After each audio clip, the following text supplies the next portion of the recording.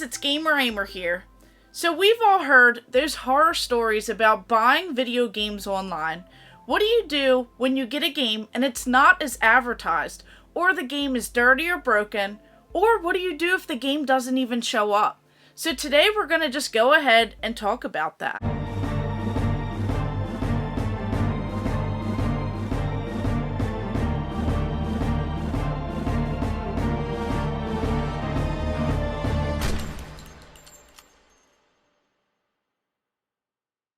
So there are tons of tips out there and little tricks that you can actually learn when trying to purchase video games online so that you can be safe. Now, collecting this insane collection that I have, I have learned all of these different tips and tricks along the way. But first, if you guys are enjoying this content, make sure you hit that subscribe button and hit the bell notification so that you never miss out, as I'm constantly updating videos on this channel. So first of all, we just have to jump into it. Why would someone buy video games online? Why wouldn't someone just go in person, see what items that they have in the store? Why wouldn't they just go out there and try and make deals that way without paying for shipping, without worrying about all of the scams and everything else? So let's just go ahead and talk about who would be buying these video games online. So there are tons of people out there who live in these areas where they just don't have as many local places. Maybe they don't have video game stores in their particular area. Maybe they have to drive so far to actually go to a Walmart or a GameStop or a Target or some other store like that. So maybe they're not near the city.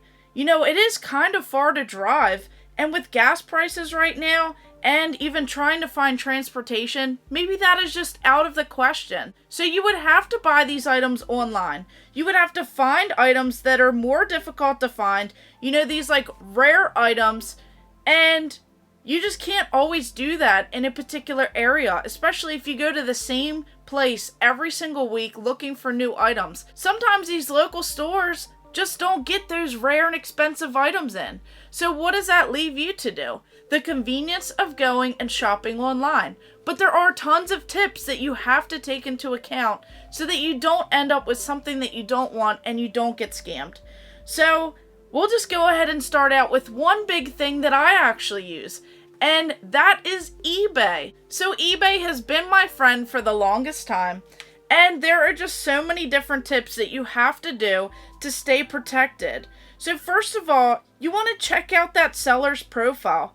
You want to read the reviews. You want to see if they have 100% feedback or even like a 0% feedback. You want to check and see if people have left specific reviews, whether the item arrived or if it didn't arrive, or if they even put what type of condition that the item was in, or even when they go to ship it, how it was actually packaged up.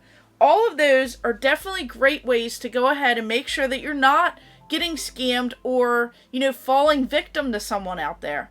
So you also want to check and see if they're using the stock photos or even bad lighting.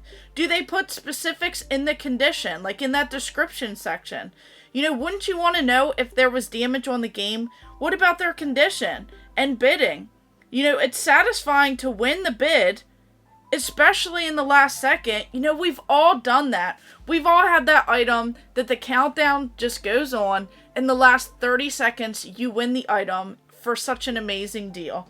You definitely can find some amazing deals in those bidding wars. And sometimes you even get lucky because you can find deals, especially if the item wasn't tagged with some of the popular, tags or items. So sometimes if you just kind of like change around the words, you might even find even more out there. So it can definitely be helpful, and it's helped me so much in my collection.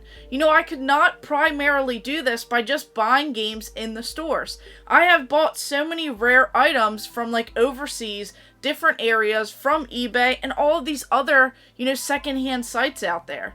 But you just have to be smart about it. So next up, what about those Facebook groups that people are a part of? When you join these groups, you definitely have to read the rules and see how they want you to sell these items, how they want you to buy items. Is a lot of it done, behind the scenes? Do they want you to kind of secure something, in a chat first and then go to, your private messages for the payment stuff? but you definitely need to take some things into consideration. You want to make sure that these pictures look like, they have that timestamp in there with their name, the date, some other things. You want to make sure that it's not photoshopped. You want to make sure that the lighting is pretty good.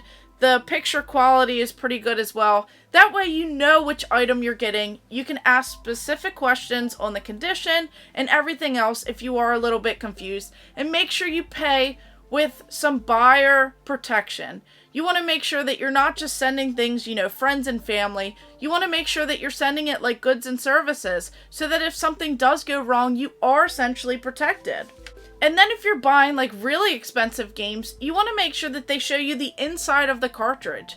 You kind of want to have those board pictures, and you want to do your research and compare them to what looks authentic and what is a reproduction. So they have tons of those things on the internet that you guys can actually search out just to make sure that it is a good and authentic item. Now, even Facebook Marketplace has been something that I've been finding tons of deals on.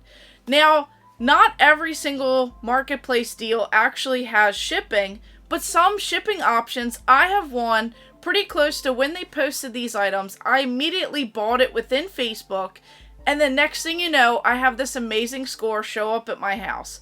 So this is definitely another way that you could grow your collection. So you only buy through Facebook. If the seller sends a message and asks for Cash App or a separate transaction, then that is a red flag. You need to make sure that the account is not new, that they have, profile pictures, they've been around for a little while. You need to make sure that if the deal is too good to be true, sometimes that could be the case. So you need to just be very careful. I've seen a lot of these shady things pop up on Facebook Marketplace, and these shady transactions where all of the sellers will post these blurry images, and they look like the same exact image that's posted. It'll be some rare system for $20, plus another couple dollars shipping.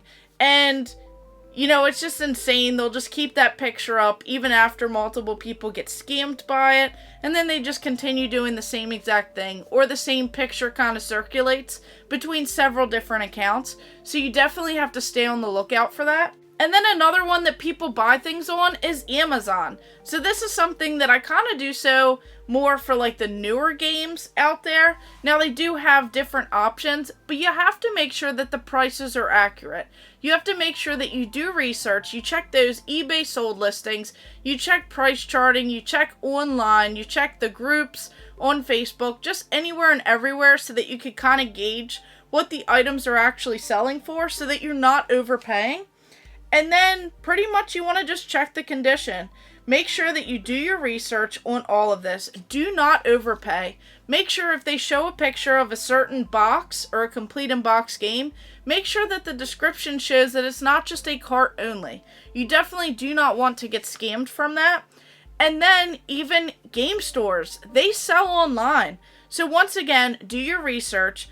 Most people will pay too much to get something that they want, but you have to stay patient. So these are just some of the ways that I have bought items online over the years. Now, of course, there are some other secondhand sites as well, but just use that common sense. Don't go out there and just give money to someone for something that you're a little bit unsure for. If you think that it's too good to be true, then maybe it is. If you see something that looks a little sketchy, then don't go ahead and buy it. So you definitely have to read the reviews, stay patient, do your research, even check the sold listings. Just if you do all of those combined, then you can minimize your risk of getting scammed out there, and that way you won't be another horror story in the retro game collecting world.